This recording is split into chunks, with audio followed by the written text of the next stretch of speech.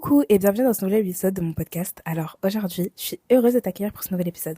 Si tu me connais pas encore, moi c'est Princesse Orphée et bienvenue sur mon podcast Proverbe 31. Ici on parle de tout et sans tabou. En général, on est entre filles, c'est une petite safe place. On parle vraiment de tous les sujets, qu'ils soient plus petits ou plus grands. Et je trouve que c'est vraiment super important d'aborder énormément de choses comme le savoir-être, le savoir-faire, etc. Et en parlant de savoir-être, aujourd'hui, on apprend à être un bon ami, à être une bonne amie, à être une bonne personne. Comme je t'ai dit, ou comme je ne l'ai pas encore dit, le nom de mon podcast est Proverbe 31. Et Proverbe 31, c'est la femme vertueuse, la femme parfaite selon la Bible. Et c'est ça qu'on aspire d'être.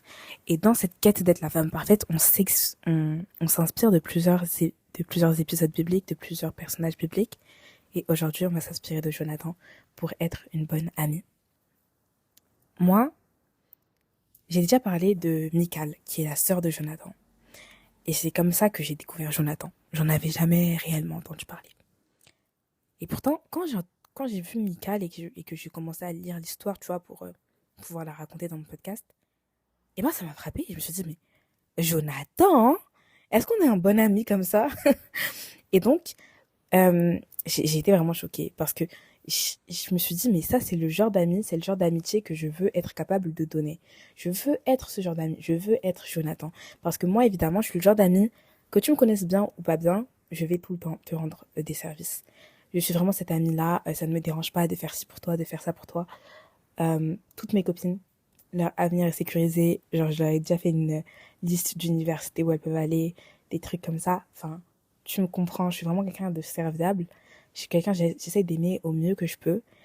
Mais il y a toujours des améliorations à faire, tu vois, pour devenir une meilleure personne. Et de la même façon, quand j'ai vu le profil de Jonathan, j'ai dit, ah, je pensais être une bonne amie, mais là, Jojo, il a dead. Laisse-moi te lire ce petit verset pour un peu t'introduire le personnage. Donc, on est dans 1 Samuel 18, versets 1 à 4. David avait achevé de parler à Saul. Et dès lors, Jonathan s'attacha à David. Et Jonathan l'aima comme son âme. Ce jour même, Saul retint David et ne le laissa pas retourner dans la maison de son père. Jonathan fit alliance avec David parce qu'il l'aimait comme son âme. Il ôta le manteau qu'il portait pour le donner à David et il lui donna ses vêtements, même son épée, son arc et sa ceinture. Tu vois? Et après, il y a un autre verset qui dit dans 1 Samuel 20, versets 16 à 17, ainsi Jonathan fit alliance avec la maison de David. Que l'Éternel tire vengeance des ennemis de David. Jonathan protesta encore auprès de David son affection pour lui, car il l'aimait comme son âme. Et encore, on va finir avec 1 Samuel 23, versets 16 à 17. Jonathan, Jonathan, fils de Saul, se leva et alla vers David dans la forêt. Il fortifia sa main en Dieu et lui dit, ne crains rien, car la main de Saul, mon père, ne t'atteindra point. Tu régneras sur Israël et moi, je serai au second rang auprès de toi. Saul, mon père, le sait aussi. En fait, est-ce que tu vois cette humilité qu'il faut de se dire, c'est mon ami, donc je vais lui donner tout ce que j'ai. En fait, déjà, il y a cette petite notion du coup de foudre amical, tu vois. Le David avait achevé ça, David avait fini ça. Alors dès lors, Jonathan, il s'attache à David. Il y a cette notion, tu vois, du coup de foudre. Dès que David a fait ça, tac, il y a eu un déclic, il y a eu un coup de foudre amical. Et ensuite, moi, ce qui me choque, c'est cette dévotion. Hein. J'avais en fait de te rencontrer. David, il l'aimait comme son âme. Jonathan, il aimait David comme son âme. Il fit alliance avec David. Et la Bible, vraiment, là, elle insiste sur ce point. Genre, plus je lisais l'histoire de Jonathan et plus je voyais, il l'aimait David comme son âme. Tu vois, quand on dit que être amoureux, non, être ami, c'est comme être amoureux, mais sans cette notion de désir charnel, c'est vraiment réel. Il n'y a pas à aimer quelqu'un comme son âme. Enfin, c'est tellement beau. Et moi, je sais que j'ai une amie comme ça. Peut-être que toi, t'en as une. Mais j'ai une amie comme ça. On a toujours dit qu'on avait la même âme. Genre, qu'on partageait la même âme. Ou qu'on était des duplicata. Parce que, genre, on n'a tellement pas la même personnalité. Mais nos âmes, le plus profond de nos âmes, le plus profond de ce qu'il y a en nous, c'est exactement la même chose. Le même cœur. Et c'est juste que ça se démontre de façon différente. Mais c'est tellement beau d'avoir quelqu'un avec qui tu partages une connexion comme ça. Et quand je vois Jonathan et David, je pense à elle. Vraiment, je remercie Dieu pour sa vie. C'est vraiment un plaisir d'avoir une amie comme ça. Mais pour vraiment parler de ce cas-là, Jonathan, c'est quelqu'un qui aime son ami comme son âme. Il donne tout ce qu'il a donné. Il ôta le manteau qu'il portait pour le donner à David. Tu vois, il l'ôta. C'est-à-dire que, est-ce que toi, t'es prête à enlever des choses de ta vie pour les donner à une autre personne? Parce que c'est facile de donner quelque chose à quelqu'un. Tu achètes pour lui. Mais une fois, tu dois enlever quelque chose qui est déjà sur toi. Tu dois enlever peut-être des amis dans ton entourage. Tu dois enlever ci, tu dois enlever ça. Tu dois mettre ta fierté de côté. Tu vois, ça, c'est des choses qui sont dures en tant qu'humain. Et pourtant, Jonathan, lui, ça lui passe au-dessus. Il se dit, c'est mon ami. Il enlève le manteau qu'il porte pour le donner à David. Il lui donne ses vêtements, même son arc, son épée et sa ceinture. Il lui donne tout. Il lui donne le starter pack pour être lui. Carrément, il était habillé comme ça, tu vois. Et vraiment, quand on dit que Jonathan, il a fait alliance avec la maison de David, ça veut dire avec la famille de David. Ok? Avec la famille de David. Ce qui veut dire que pour Jonathan, la famille de David, c'était un peu comme la sienne, tu vois. Et ça encore, ça me fait penser à Nago. Il y a cette proximité, t'as un problème, j'ai un problème, t'as besoin d'aide, j'ai besoin d'aide. Tu vois, je te l'apporte, tu vois ce que je veux dire? Et du coup, il y a ensuite écrit dans 1 Samuel, etc. Bref, je t'avais déjà lu le verset, que Jonathan, il protesta encore auprès de David son affection pour lui, car il l'aimait comme son âme. Vraiment, c'est trop, tu vois, c'est tellement beau de se dire que Jonathan, il continue à faire des actes et des actes et des actes qui montrent son amour envers David. Et là, comme le dit la Bible, protesta encore. Encore. Ça veut dire que c'est quelque chose qui était continuel, c'était quelque chose qui était constant. Ça allait, allait, allait. Il était vraiment dévoué à son amitié avec David. Et je trouve que c'est tellement beau de se dire, moi aussi, je veux être dévouée comme ça avec mes amis. Parce que c'est facile de tout le monde dire, ah ouais, je mérite de meilleurs amis. Non, mes amis, elles ont fait ça. Non, je mérite de meilleurs amis. Mais qu'est-ce que toi, tu fais pour être une meilleure amie? Hmm. On peut se plaindre tous les jours que nos amis ne sont pas assez bien, mais si on fait rien pour être de meilleurs amis, alors c'est qu'on a ceux qu'on mérite. Et si les amis que toi tu mérites sont des mauvais amis, hmm, babe, c'est que c'est pas eux le problème. Enfin, si, mais pas entièrement. Tu vois ce que je veux dire, chérie? En fait, vraiment, il y a toute cette notion du fait de voir l'amitié comme un engagement, tu vois. Comme on dit, Jonathan, il fit alliance avec David. Il fit alliance. C'était pas juste qu'ils étaient amis, non, non, non, ils ont fait alliance. Et tu sais qui d'autre a fait une alliance? Dieu, avec les humains. Après l'arche de Noé, il a fait une alliance avec les humains. Et ça, elle se démontrait par l'arc-en-ciel. En fait, l'amour vraiment de Dieu, on le retrouve dans tellement de choses, comme dans l'amitié, comme dans le mariage, comme dans tellement de choses.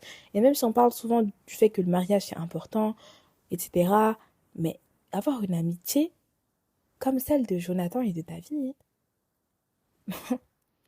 je laisse mon mariage pour ça. Vraiment, je laisse. Enfin, non, que Dieu m'entende. Je veux quand même m'en marier. Mais vous voyez ce que je veux dire, quoi. Ça sert à rien. Si, je veux me marier, Seigneur. Mais l'amitié là que tu m'as donnée, je veux préserver ça. Et ensuite, on a un Samuel 23 hein, qui dit que Jonathan, il se leva et il alla vers David dans la forêt. Il fortifia sa main en Dieu. Tu vois, il fortifia sa main en Dieu. C'est-à-dire, il prend ta main et il prie pour toi. Ne crains point, car la main de Saul, mon père, ne t'atteindra point. Tu régneras sur Israël et moi je serai au second rang. Est-ce que tu vois l'humilité qu'il faut avoir pour dire à quelqu'un, tu vas régner, il y a une grande destinée sur toi, je l'affirme au nom de Dieu et moi, je serai derrière toi. Dans le nom du Seigneur, je serai derrière toi. Je mets ma main sur toi, je prie pour toi, que je vais être au deuxième rang. Je vais être dans ton ombre. Est-ce que tu sais l'amour qu'il faut y avoir pour quelqu'un pour dire, ah, le travail que moi j'aurais dû avoir, c'est toi qui le prendras. Parce qu'il faut savoir que Saul, c'est le roi. Jonathan, c'est le fils du roi. Donc tu vois, Jonathan est censé être le futur roi. Mais il dit, tu régneras sur Israël. Il donne sa place dans la société à David. Pourquoi? Par amour. Parce qu'il l'aime comme son âme. Je trouve ça tellement, mais tellement beau. Là, vous ne me voyez pas, mais j'ai vraiment les larmes aux yeux. Je trouve ça magnifique. D'avoir cet amour pour quelqu'un au point de lui donner tout ce que t'as, au point de tout faire pour cette personne. vraiment, il fortifia sa main en Dieu. Et quelle beauté c'est de pouvoir être là à prier pour ses amis, à faire du bien à ses amis, à faire des choses pour soi, à faire des autres pour les autres, à faire des choses pour les autres tout court. Ensuite, j'aimerais te lire un petit verset aussi sur la réaction de, de, de, de, de David et sur la façon dont il était après la mort de Jonathan. Donc ça, je vais vraiment l'aborder en détail dans le prochain épisode qui sera totalement dédié à David, à trouver un ami comme David. Parce que là, c'est être un ami comme Jonathan et le prochain, ce sera être un ami comme David. Trouver un ami comme David, pardon. Tu vois, toi, t'es Jonathan et toi, tu trouves ton David. Bref. On est dans 2 Samuel 9, verset 1 à 7. David dit, reste-t-il encore quelqu'un de la maison de Saul pour que je lui fasse du bien à cause de Jonathan? Il y avait un serviteur de la maison de Saul nommé Tsiba qu'on fit venir auprès de David. Le roi lui dit, es-tu Tsiba? Et il répond, ton serviteur. Le roi dit, n'y a-t-il plus personne de la maison de Saul pour que je juge envers lui de la bonté de Dieu? Et Tsiba répond au roi, il y a encore un fils de Jonathan, perclus des pieds. Le roi lui dit, où est-il? Et Tsiba répond au roi, il est dans la maison de Makir, fils d'Amniel, à Lodébar. Le roi, David, l'envoya chercher dans la maison de Mekir, fils d'Amniel, à Lodébar. Et les noms bibliques là. Méphibosheth, fils de Jonathan, fils de Saul, vint vers David, tomba sur sa face et se prosterna. David dit, Méphibosheth. Et il lui répond, merci, voici ton serviteur. David lui dit, ne crains pas, car je veux te faire du bien à cause de Jonathan, ton père. Je te rendrai toutes les terres de Saul, ton père, et tu mangeras toujours à ma table. Là, vous voyez pas, j'ai les larmes. Mais en fait, vous voyez, de son vivant, Jonathan, il a dit à David, ne crains pas, tu vois, ne crains rien. Parce que David, Jonathan, il était là quand David, il était tout en bas. Il lui a dit, tu seras roi d'Israël. Et maintenant que Jonathan, pardon, est mort, il prend soin des gens de David. Et il est là en mode, il n'y a pas quelqu'un à qui je peux rendre la grâce que Jonathan a eue envers moi, l'amitié que Jonathan est pour moi. Et je trouve ça tellement, mais tellement beau. Et c'est une amitié que je veux être capable de donner, tout simplement. Et en plus, quelle grâce de trouver un ami qui va prendre soin non seulement de toi, mais prendre soin des tiens. Quand on dit que Jonathan, il aimait David comme son âme, ça veut dire qu'ils partagent la même âme. Ta famille, c'est ma famille. Les gens qui t'ont fait du bien m'ont fait du bien, tu vois. Et Jonathan, il s'est dépouillé de tout ce qu'il était censé avoir pour David, parce qu'il a dit, ça c'est la destinée de David, c'est ce que Dieu veut pour David. Moi, je veux ce que veut Dieu pour David, parce que j'aime David. J'ai une alliance avec David. Et quand Jonathan il meurt, quand Jonathan meurt, David il cherche vraiment comment il peut faire du bien aux gens qui étaient autour de Jonathan. Tous ceux euh, de qui Jonathan s'occupait, maintenant, David, il le prend comme sa propre responsabilité, tu vois. Et je trouve ça tellement beau. Je sais pas si c'est toi aussi, tu vois ça, mais je trouve ça tellement beau.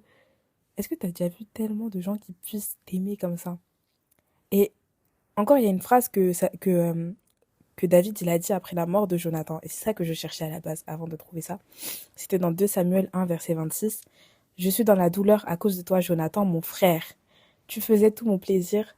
Ton amour pour moi était admirable, au-dessus de l'amour des femmes. C'est trop beau. Vraiment, j'aimerais que quelqu'un puisse dire, elle m'a aimé d'une façon dont personne ne m'a jamais aimé, tu vois.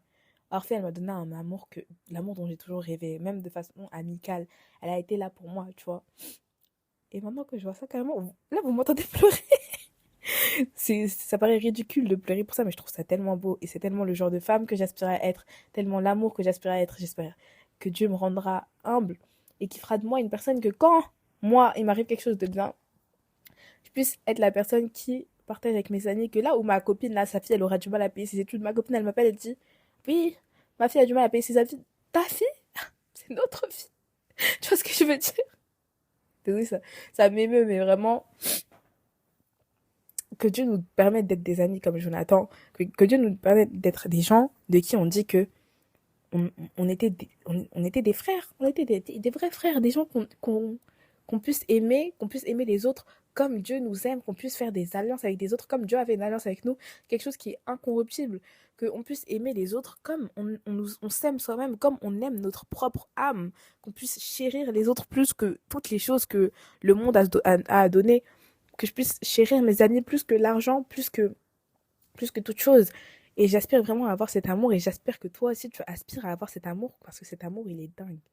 Et c'est vraiment que Dieu qui peut nous le donner, qui peut nous donner d'être des femmes comme ça. En tout cas, il faut que j'essuie mes larmes. Donc je pense qu'on va s'arrêter là. Merci de m'avoir écouté, c'était un plaisir et on se retrouve très très très bientôt. Que Dieu te bénisse et je prierai pour toi. Dans le nom de Christ. Amen.